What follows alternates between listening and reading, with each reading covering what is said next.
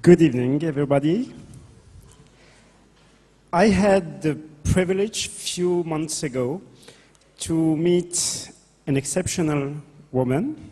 I've heard a lot about her, even in Morocco. and it is true that it is an exceptional woman. She has a long and distinguished record as an HIV warrior, working tirelessly to stop the spread of the epidemic in her country, the United States, but around the world too. Since her election in the American Congress, more than 10 years now, she has played a leading role in the development of every major HIV bill in her country, and sought to build support for effort to combat the diseases. She has worked to eliminate the abstinence provisions as a requirement for countries who receive US money. She was the co-author of the landmark legislation that created the Global Fund in 2003. This law has established 15 billion global dollars for Global AIDS Initiative. At that time, it was the largest financial commitments of any nation in the history of the response to the epidemic. More recently, in 2008, she was a co-author of the PEPFAR's legislation that renewed the Global AIDS Program, American AIDS Program, and you probably know that the new program includes very interesting language on MSM, and it was thanks to her. I will finish that she has worked to lift the ban prohibiting HIV positive people from traveling to the United States. She has attended several AIDS conferences, and we are very happy to see her here. As a community of MSM, we are really grateful to her and to her work making money and resources available for our developing countries to put in place MSM programs. As a community of people living with HIV, we are grateful to her for her involvement to make access to treatment available in our developing countries, to permit to HIV-positive people to enter the United States and to end this terrible and unjustified injustice.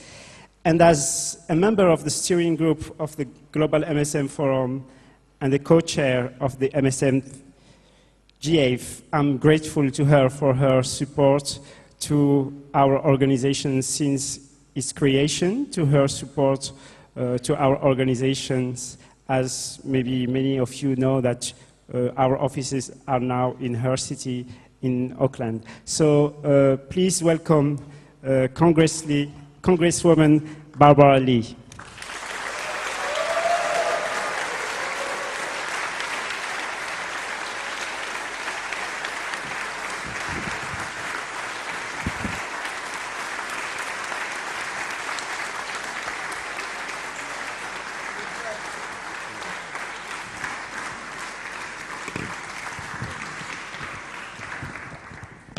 Good afternoon. Let me thank Mr. Maluk. Where are you? Thank you so much for that warm and gracious introduction, and just thank you again for coming to my city of Oakland, California earlier this year. We had a chance to meet, and I'm so pleased that the Global Forum on MSM and HIV is located in my district. I also just want to thank George Ayala and Krista and all of you who have helped put together this very, very important conference.